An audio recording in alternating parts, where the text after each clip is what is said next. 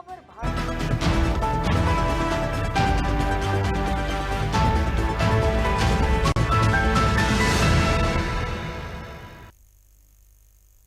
नमस्कार, मैं हूं संगीता श्रीवास्तव। पितृमोक्ष अमावस्या यानी 16 दिनों के पितृपक्ष पितरों के श्राद्ध और तर्पण के लिए निश्चित किए गए हैं। इन दिनों पूरी श्रद्धा के साथ अपने पूर्वजों को, अपने पुरखों को पिंडदान और जलांजलि देने का विधान है। भाद्रपद के शुक्ल पक्ष की पूर्णिमा से शुरुआत होती है इसकी, और पितरों का ये काल आरंभ हो जाता है और जो सर्व पितृ मोक्ष अवस्या तक रहता है। श्राद्ध पक्ष में पितरों को संतुष्ट करने के लिए ये वर्ष का अंतिम अवसर होता है। पितरों को पूरी तरह से संतुष्ट करके अमावस्या पर उनके लोक गमन के विनम्र विदाई दी जाती है। ऐसा मानते हैं कि पूर्वज अपनी संतानों को, अपनी संतति को सुख समृद्धि का आशीर्वाद देकर अपने धाम लौट जाते हैं। पितृमोक्ष अमावस्या पर पितरों के लिए एक थोड़ा सा श्रद्धा सुमन। पितृमोक्ष अमावस्या को उमड़ पड़ता है आस्था का सैलाब। घाट घाट पर होता है पितरों का तर्पण। पिंडदान, तर्पण और अर्पण के साथ पितरों को दी जाती है विदाई। गया में फल्गु नदी के किनारे पितृमोक्ष अमावस्या के दिन तर्पण और अर्पण का विशेष विधान है। इस दिन विश्व के कोने कोने से श्रद्धालु अपने पितरों का श्राद्ध और पिंडदान करने गया पहुंचते हैं। अश्विन मास की अमावस्या को सर्व पितृ मोक्ष अमावस्या कहा जाता है। पितृ अमावस्या का महत्व इसलिए भी है क्योंकि जो व्यक्ति पितृ पक्ष के 15 दिनों में पितरों की संतुष्टि के लिए श्राद्ध, तर्पण और अर्पण नहीं कर पाते, वे इस दिन अपने पितरों का पिंडदान या श्राद्ध कर सकते हैं। इसके अलावा जिन पितरों की मृत्यु तिथि मालूम न हो, उनके श्राद्ध और तर्पण का भी इसी दिन विधान है। मान्यता है कि सर्व पितृ मोक्ष अमावस्या के दिन तक पितर अपने पिंडदान और सम्मान की उम्मीद में धरती पर आते हैं और पितरों को प्रसन्न करना हमारी परंपरा में बेहद अहम माना गया है। लेकिन इन्हें समुचित सम्मान नहीं मिलता तो रुष्ट होकर लौट जाते हैं और इसके बाद ही पितृदोष लगता है। पितरों की नाराजगी व्यक्ति के जीवन में अनेक तरह के कष्ट लेकर आती है। पितृदोष की स्थिति में परिवारजनों को अनिष्टकारी घटनाओं का सामना करना पड़ता है। जिन पर पितृदोष होता है उनके परिवार में रोग, चिंता, परेशानी और कष्टों का प्रकोप बना रहता है। कार्य और कारोबार में अवरोध उत्पन्न होता है।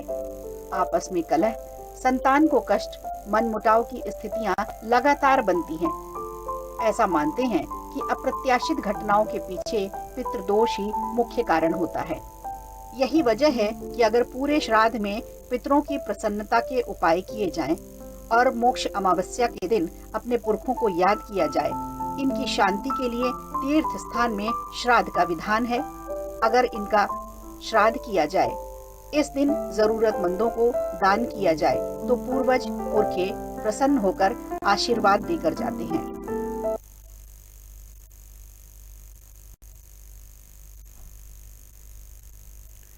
तो पितृमोक्ष अमावस्या का बहुत महत्व है। श्राद्ध पक्ष चल रहे हैं और श्राद्ध पक्ष का अंतिम दिन होता है पितृमोक्ष अमावस्या का।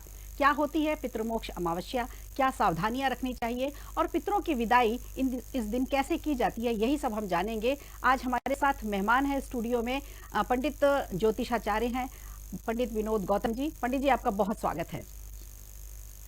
तो पंडित जी से हम जानेंगे कि पितरों की विदाई कैसे दी जाए, पितृमोक्ष अमावस्या का क्या महत्व है, और पितरों से अगर हमारे पितर हमसे नाराज हो गए हैं, किसी बात से रूठे हुए हैं, तो उन्हें हम कैसे मनाएं ताकि वो हमें आशीर्वाद दे करके जाएं। तो पंडित जी, सबसे पहले हम आपसे यही जानना चाहेंगे कि सर्व पितृ दोष मोक्ष अमावस्या जो है, ये सबसे अंतिम दिन होता है श्राद्ध पक्ष का, ये बाकी अमावस्या से कैसे अलग है और इस दिन का क्या महत्व है? संगीता जी, ये प्रश्न तो गूढ़ प्रश्न है, चूंकि इसमें सारे प्रश्नों के में उत्तर में गूढ़ प्रश्न माना जाएगा, क्योंकि सर्व पितृ मोक्ष अमावस्या एक ऐसा पराग है। इस दिन पूरे दिन समझिए कि जो हमारे 16 दिन के महालय होते हैं, जो पितृपक्ष कड़वे दिन के रूप में जाने जाते हैं, तो उन सबका सार सर्व पितृ मोक्ष अमावस्या है। अर्थात हम सभी प्रकार के पितरों का मोक्ष के लिए सभी प्रकार से जो पितृ अनुष्ठान होते हैं गंगादि तीर्थ नदियों में जाकर के कर सकते हैं।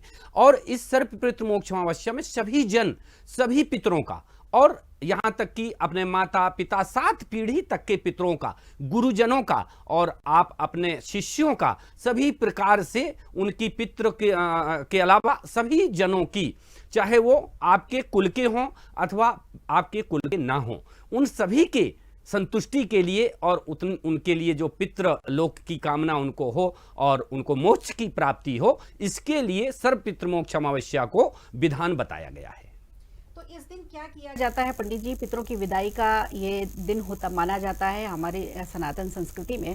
और अगर पितरों की विदाई हो रही है, लोग गमन के लिए पितर अगर निकल रहे हैं, 15 दिन का जो पूरा विधान श्राद्ध पक्ष का होता है, अंतिम दिन होता है, किस तरह से ये पूरा क्रियाकर्म किया जाता है? 16 दिन से लगातार पितर आपके दरवाजे पर आपके बिना बुलाए चले आते हैं, और ऐसा माना गया है कि पितृलोक के दरवाजे इस समय पर खुले रहते हैं।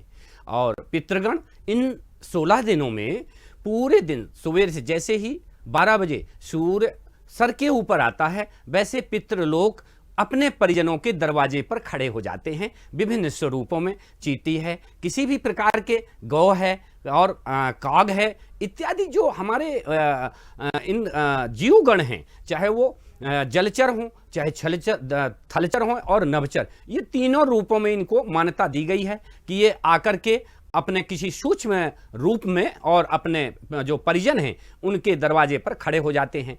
और बिना बुलाए चूंकि आते हैं, पितृ जन के आने के बाद अगर उनके जो परिजन हैं वो उनको किसी प्रकार से जलान्न देकर के और संतुष्ट करते हैं, तो वो आशीर्वाद देते हुए पितृलोक को गमन कर जाते हैं। इसी दौरान जो लोग नहीं देते हैं, तो चूंकि पितृ कभी श्राप भी नहीं देते, क्योंकि वो आपके पितृ हैं, वो आपको हमेशा सुखी रहना देखना चाहते हैं, इसलिए वो श्राप नहीं देते। हाँ, असंतुष्ट जरूर हो जाते हैं।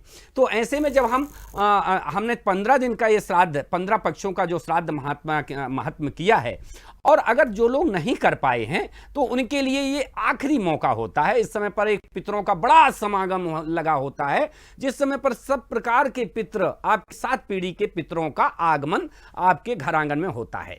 और ये उनके विदाई की भी बेला होती है, क्योंकि ये विदाई की बेला में जैसे ही पितृगण संतुष्ट होते हैं, मोक्ष की प्राप्ति करते हो आपकी जय जयकार करते हुए और अपने पितृलोक को गमन कर जाते हैं। बिल्कुल सही कहा आपने कि पितृ जो होते हैं अपने संतति से, अपने बच्चों से कभी नाराज नहीं होते हैं, लेकिन सम्मान जरूर चाहते हैं। अगर हमारे दरवाजे पर आए हैं, जैसा कि आपने कहा कि बिना बुलाए इन 15 दिनों में आते हैं पितृ, तो निश्चित रूप से वो हमसे स्नेह भी चाहते हैं और सम्मान भी चाहते हैं। और ऐसे में अगर हम उन्हें सम्मान न दें, उनका ध्यान न रखें, उन्हें जल न दें, तो निश्चित रूप से उन्हें निराशा होती है, और फिर कहीं ना कहीं थोड़ी सी नाराजगी उनको निराशाजनक बना देती है। तो ऐसे में फिर ये ज़रूरी हो जाता है कि हर घाट में पितरों के लिए ये मेला जो लगता है, अद्भुत संगम होता है ये पितरों के लिए और उनकी संतति के लिए। आपसे थोड़ा सा ये समझना चाहेंगे कि इस अंतिम दिन, पितृमोक्ष अमावस्या के दिन, किस तरह की सावधानी रखनी चाहिए, कोई ऐसी बात ना हो जिसकी वजह से पितृ नाराज हो जाए। कौन कौन सी बात है? जी संगीता जी, बहुत अच्छा प्रश्न है। शास्त्रों में कहा गया है, जावेद लोकेन चरा चरानी गुल्लिम लता बर भूमिर कड़ानी प्रकृत्याम वसांताम तान सृष्टि रूपम। ये साष्टी का स्वरूप ही है, और हमारे संस्कारों से संस्कृति जागृत होती है।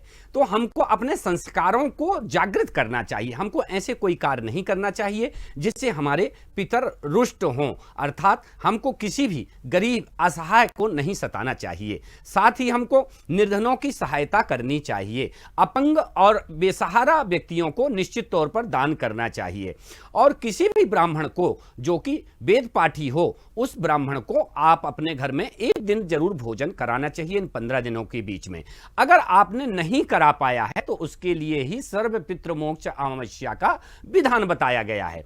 तो इस समय पे सावधानी के स्वरूप आपको पितरों का सर्वप्रथम स्मरण जरूर करना चाहिए। आप कुछ करें या ना करें, आप प्रातःकाल उठें और सर्वप्रथम पितरों का स्मरण जरूर करें। अगर आप स्मरण भी नहीं कर पाते हैं तो इससे तो पितर रुष्ट हो जाते हैं। तो निश्चित तौर पर हमको सावधानी ये बरतना चाहिए कि हमको अपने पितरों का, जिन पितरों का आपको ज्ञात हो उन पितरों का तो स्मरण करें, जिनको अज्ञात पितरों का भी आप स्मरण कर सकते हैं, क्योंकि निश्चित तौर पर पितर आपके दरवाजे में खड़े होते हैं और ऐसे में उनके सम्मान के लिए आप रंगोली इत्यादि घर में गोमयूद कर से लेप करके घर के दरवाजे के बाहर रंगोली लगाएं और जैसे किसी मेहमान के आगमन की का आपको प्रतीक्षा होती है, मेहमान के आगमन के लिए स्वागत सत्कार करते हैं, आप सर्व प्रकार से व्रत रहते हैं, उसी प्रकार की भावना आपके मन में पितरों के आगमन के समय पर होनी चाहिए। क्योंकि इस समय पर कोई एक पितर नहीं आ रहा है आपके दरवाजे पर, आपके 7 पीढ़ी के पितर सर्वप्रोत्र पितृमोक्ष अमावस्या के दिन इस आशा के साथ खड़े हैं कि अन्न जल दे करके हमारे जो परिजन हैं वो हमको मोक्ष की प्राप्ति कराएंगे, और ऐसा वो मन में सोचते हुए और शाम तक आपके दरवाजे पर बैठे रहते हैं। सूर्यास्त के बाद वो अपने आप पितृलोक में चले जाते हैं। बिल्कुल। और बात की हमने भोज की, तो ब्राह्मण भोज का इसमें काफ़ी महत्व बताया गया है श्राद्ध पक्षों में। कई लोगों के मन में ये दुविधा भी रहती है कि ब्राह्मण भोज के अलावा अगर गरीबों को भोजन कराया जाए तो क्या ब्राह्मण भोज के बराबर ही उसका फल मिलता है? जी, अगर हम किसी भी प्रकार से भोजन को अलग अलग भागों में बांटें तो हमारे ग्रास कहलाते हैं, जो कि एक निश्चित होते हैं। तो ग्रास के रूप में गोग्रास और ब्राह्मण को भोजन ये जरूर जो है तो ये उचित है। और अन्य व्यवस्थाओं में आप किसी असहाय को, किसी निर्धन को या जो बेसहारा अपंग है उनको भोजन आप कराएं तो उससे 1000 गुना फल की भी प्राप्ति होती है, पितृ संतुष्ट होते हैं। लेकिन पितरों को मोक्ष के लिए ब्राह्मण भोजन आवश्यक है। एक और चीज समझना चाहेंगे पंडित जी आपसे कि अब जैसे छोटे परिवार हो गए हैं, पहले बहुत बड़े बड़े परिवार हुआ करते थे तो कई बेटे हुआ करते थे, कई भाई होते थे, कई भाइयों के अलग अलग बेटे होते थे। अब लेकिन जो छोटे परिवार हैं, कई परिवार ऐसे हैं जहां बेटे नहीं हैं, सिर्फ बेटियां हैं। तो क्या बेटियां भी ये प्रावधान कर सकती हैं? क्या उनके लिए भी इस तरह का विधान है सनातन संस्कृति में? बहुत अच्छा प्रश्न है संगीता जी। देखा जाए तो हमारे इन शास्त्रों में बेटियों को भी श्राद्ध करने का पूरी तरह से परंपरानुगत, अर्थात देखा जाए तो माता सीता जी के द्वारा भी अपने ससुर जी के लिए और श्राद्ध कर्म किया गया था। तो ऐसा श्राद्ध जो गया इत्यादि तीर्थ में, आपके प्रयागराज तीर्थ में और जहां जहां ये बट वृक्ष लगे हुए हैं, जो बट वृक्ष हैं, उनके पास मत जाकर के वहां पर जो पवित्र नदी है, चाहे वो जो भी पवित्र जलाशय, नदी, स्नान सरोवर, कुछ भी जो पवित्र है, वहां पर जाकर के हमको स्नान आदि करना चाहिए और वहां पर हमको श्राद्ध कर्म चाहिए। और स्त्रियों के लिए खासतौर पर अगर उनके परिजन में कोई उपस्थित ना हो तो उस समय पर स्त्रियों के लिए श्राद्ध करना कोई तो गलत बात नहीं है, स्त्रियां भी श्राद्ध कर सकती हैं और पुराणों में, कथाओं में भी इसका वर्णन किया गया है। इसके अतिरिक्त तो अगर बड़ा पुत्र श्राद्ध करता है, मंझला पुत्र श्राद्ध करता है, छोटा पुत्र श्राद्ध करता है, तो ये अपनी अपनी संतुष्टि के लिए हम सभी को श्राद्ध करना चाहिए। इसमें किसी की ड्यूटी नहीं लगानी चाहिए कि ये बड़े पुत्र का काम है तो बड़ा पुत्र ही ये कार्य करेगा। हमको अपनी संतुष्टि के लिए करना है, क्योंकि कुछ कार्य तो हम पितरों की संतुष्टि के लिए करते ही है, लेकिन आत्म संतुष्टि के लिए भी पिंडदान करना आवश्यक होता है।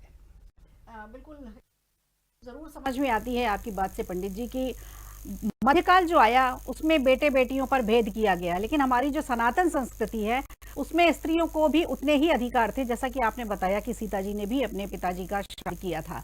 तो ये तो हमारी सनातन संस्कृति की खासियत यही है, विशेषता यही है कि बेटे बेटियों का भेद पुरातन काल में नहीं था, लेकिन जैसे जैसे मध्यकाल यहाँ पर ये भेद बहुत ज्यादा देखने को मिला। लेकिन अब फिर से लोग जागरूक हैं और बेटे और बेटी में भेदभाव करना उन्होंने लगभग बंद कर दिया है। कहीं कहीं देखो मिलता है, लेकिन जल्दी ही उसमें भी लोग जागरूकता दिखाएंगे। आप थोड़ा सा ये समझना चाहेंगे कि इन दिनों में, इन 15 दिनों में लोग ये चाहते हैं कि अपने पिता के नाम से, अपने दादाजी के नाम से, अपनी माँ के नाम से पौधारोपण किया जाए। तो पितरों के लिए अगर ये पौधारोपण की बात आती तो कौन वो पौधे हैं जिन्हें लगाया जाना चाहिए और कहाँ लगाना चाहिए? जी, बहुत अच्छा आपने है। ये चूंकि प्रकृति से जुड़ा हुआ है, हमारे पूर्वजों ने सभी प्रकार की व्यवस्थाएं की हैं प्रकृति को संवारने के लिए और इसको फल फूल पुष्पित करने के लिए। ये जो हमारी पद्धति है, इसमें इसका वर्णन किया गया है कि पितरों के निमित्त, अर्थात अपने पितरों के निमित्त, चाहे वो हमारे पिता हो, दादा हो, उनकी तिथि में, चूंकि अगर आप तिथिगत रूप से कोई का को रोपण करते हैं तो उसमें जो हमारे धार्मिक वृक्ष हैं, जैसे पीपल है, बरगद है, आम है, जामुन है, आंवला है, इत्यादि वृक्ष का हमको विशेष रूप से उनको हमको लगाना चाहिए। और उनका लगाने के बाद उनका संरक्षण और उनकी देखरेख भी अवश्य करनी चाहिए। अन्यथा इसमें लगाने की अपेक्षा जितना लगाने का पुण्य नहीं होता है, उतना देखरेख न करने का भी पाप होता है। इसलिए हमको इन पवित्र वृक्षों की देखरेख करना चाहिए, और जब तक उस प्रकार से देखरेख करना है जिस प्रकार से हम बालक जन्म ले बाद हम बालक जब तक बड़ा नहीं हो जाता है और माता पिता उसकी देखरेख करते हैं, उसी प्रकार उस वृक्ष को पुत्र रूप मान करके और हमको उसकी देखरेख करना है। वृक्ष लगाने वर्ष से पुण्य की प्राप्ति नहीं होती। हाँ, वृक्ष लगाए जाते हैं, महल बनवाए जाते हैं, याद में कुएं बावड़ी खुदवाए जाते हैं, तालाब खुदवाए जाते हैं। ऐसे जो कार्य हैं ये पितृपक्ष में पितरों की संतुष्टि के लिए, पितरों की यादगार बना रहने के लिए, और पितरों को हमेशा उस वृक्ष के रूप में अपने सामने पाने के लिए भी ये सब प्रयोजन किए जाते हैं। बिल्कुल, इस बहाने वृक्षारोपण भी हो जाता है और धरती का श्रृंगार भी होता है, और हम अपने पितरों को भी उस पेड़ पौधे के माध्यम से याद रखते हैं। तो एक और दुविधा लोगों को ये समझ में आती है पंडित जी की, जो तीर्थ स्थान है खास करके श्राद्ध पक्ष के लिए, जैसे गया है, प्रयागराज है, हमारे यहाँ उज्जैन में भी सिद्धवट है, यहाँ पर भी पितरों की पूजा की जाती है। लेकिन माना यह जाता है कि जब तक गया नहीं जाते तब तक पितृ मोक्ष अधूरा रह जाता है।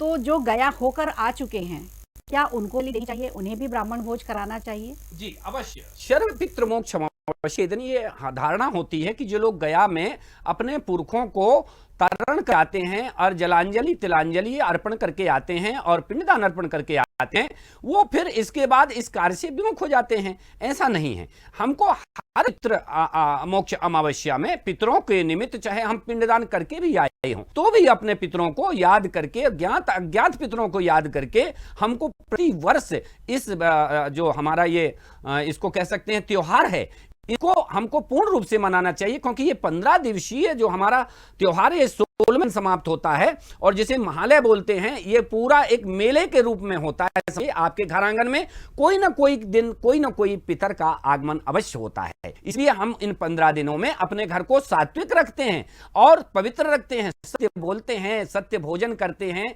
सत्य मतलब भोजन मतलब तामसी भोजन न करना, और शिष्ट भोजन करना, तामसी भोजन न करना, शिष्ट अर्थात सत्य बोलना और सत्य आचरण करना। तो इस प्रकार से हम जब सत्य आचरण करते हैं तो पितरों को, भले हम हमारे पितर आते हैं, देखते हैं सत्य आचरण करते हुए हम, और परिपालन जो हमारी परपाटी है, खास तौर पर जैसे जो हमारे नियम हैं, कुछ कुल रीति होती हैं, उनका पालन करते हुए 15 दिन हमको ये पितर देख लेते हैं।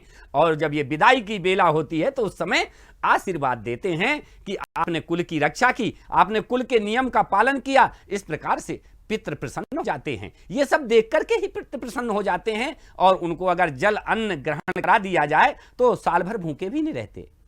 बिल्कुल, ये जो श्राद्ध पक्ष का विधान सनातन संस्कृति में दिया गया है, 15 दिन का जो ये पूरा विधान होता है, और 16वें दिन पितृ मोक्ष अमावस्या होती है। जो 15 दिन हम नहीं कार्य कर पाते हैं किसी भी वजह से, तो या कोई छूट जाते हैं, या जिनकी हमें तिथि याद नहीं है, वो 16वें दिन हम कर सकते हैं। अमावस्या दिन ये सब किया जा सकता है।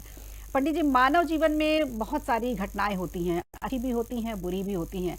लेकिन अच्छी घटनाएं, अच्छा समय जल्दी निकल जाता है, बुरा समय देर से निकलता है। कई परिवार ऐसे होते हैं जहां बच्चे की नौकरी नहीं लग रही है, बच्चों की शादियां नहीं हो रही हैं, कारोबार ठप पड़ा हुआ है, बहुत सारी अकाल मृत्यु हो जाती है। तो क्या इसके लिए पितृदोष माना जाता है कुंडली में? देखा जाए तो कुछ जो घटनाएं होती हैं जीवन में जो आती हैं, जैसे किसी भी प्रकार की कोई अकाल मृत्यु, और किसी भी प्रकार की कोई अचानक धन की हानि, किसी भी प्रकार का अचानक किसी का रोग से ग्रसित हो जाना, किसी प्रकार के जमीन जायदाद के सौदे में अचानक हानि होना, विवाह इत्यादि में देरी होना, वंश वृद्धि में देरी होना, ये पितरों के असंतुष्ट होने के कारण होता है। जब पितर असंतुष्ट होते हैं तो जिनके ऊपर ये कार्य का प्रावधान होता है, जिनके ऊपर इस कार्य की जवाबदारी होती है, तो ऐसे पितर अपने अपने कार्यों का आशीर्वाद रोक देते हैं। कुछ पितर होते हैं जो संतान और वंश वृद्धि में सहायक होते हैं, वो अपना ये सहायता बंद कर देते हैं, फलस्वरूप आगे वंश वृद्धि नहीं होती है, परिवार में संतान की वृद्धि नहीं होती है। तो इस टाइप के जो कार्य होते हैं वो पितृदोष के कारण ही होते हैं। तो देखा जाए कि जैसे डॉक्टर लोग समझ लेते हैं कि सर्दी जुकाम के साथ और बुखार भी है, और ठंड दे के बुखार है तो मलेरिया है, तो इस प्रकार हमको इस प्रकार समझना चाहिए कि अगर उक्त प्रकार के व्यवधान आपके जीवन में रहे हैं तो निश्चित तौर पर पितरों को असंतुष्टि के कारण ये चीजें बन रहे हैं। हमको पितरों को संतुष्ट करना चाहिए, और ऐसे में हम उज्जैन, गया और यहाँ पर भी जो तीर्थ वृक्ष हैं और बट वृक्ष हैं वहां पर जाकर के हम पितरों का आह्वान करें, क्योंकि पितर हमेशा बट वृक्ष के आसपास जो नदियां हैं, जो हमारी पवित्र नदियां हैं, उनका जल ग्रहण करते हैं, और वहां पर जो लोग उनको हव्य देते हैं उनका हव्य ग्रहण करते रहते हैं, और पूरे साल भर बाद जो है तो आपके घर आंगन में आते हैं।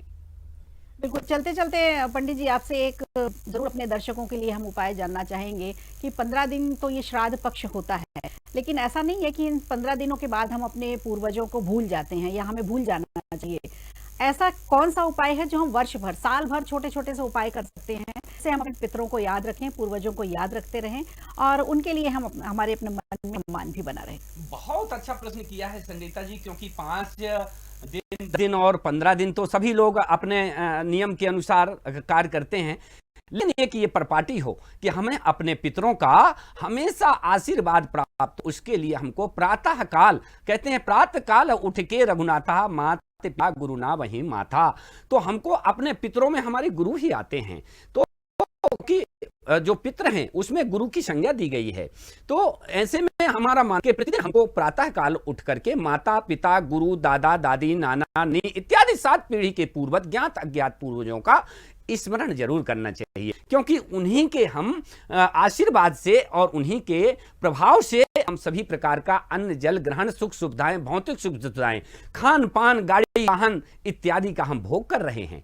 तो ऐसे में उनके आशीर्वाद प्राप्ति के लिए हमको प्रतिदिन उनको निश्चित तौर पर स्मरण करना चाहिए। खास तौर पर हम अपनी परपाटी को, जो कुल रीति है, जो पितर हमारे कुल रीति छोड़ गए हैं, उस रीति का खंडन ना हो, इसका विशेष ध्यान देना चाहिए। गरीब असहायों को हमको सताना नहीं चाहिए, और निर्धनों को निश्चित तौर पर धन दे करके तृप्त करना चाहिए। ऐसे में हमारे पूर्वज हमेशा तृप्त रहते हैं, पूरे साल भर उनका आशीर्वाद बना रहता है, क्योंकि पितरों में जो हमारा मनुष्य का शरीर है, कहते हैं कि ये 5 तत्वों से बना है, सभी को मालूम है, लेकिन हमारे जो पितरों का शरीर होता है वो 6 तत्वों का होता है। उसमें एक तत्व ज्यादा आ जाता है, वो दूर से ही देख लेते हैं, वो अपने पितृलोक से देख लेते हैं कि कौन सा जो है तो हमारा परिजन किस प्रकार से हमको संतुष्ट कर रहा है, क्या कर रहा है। इन 15 दिनों की बात भर नहीं है, पूरे वर्ष भर वो पितृलोक से बैठे आपके न्याय अन्याय को देखते रहते हैं, क्योंकि उसमें 6वें प्रकार का एक तत्व होता है,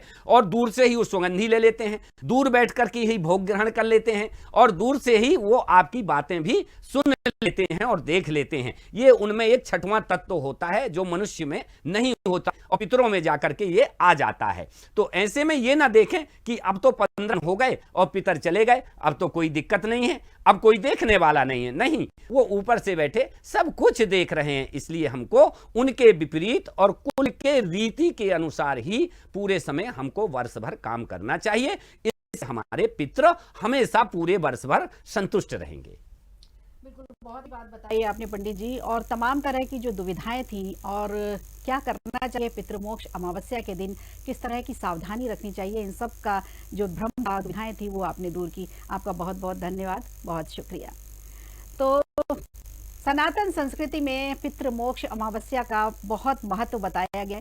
पिंडदान, तर्पण और अर्पण की बात की गई है। अमावस्या के दिन पितरों की विदाई ससम्मान की जाती है। घाट घाट में लोग उमड़ते हैं, सैलाब उमड़ता है लोगों का, और अपने पितरों को नमन करते हुए उनकी विदाई करते हैं। पितृमोक्ष अमावस्या आज था हमारा ये विशेष कार्यक्रम। इसी के साथ दीजिए इजाजत और बने रहिए खबर भारत के। नमस्कार।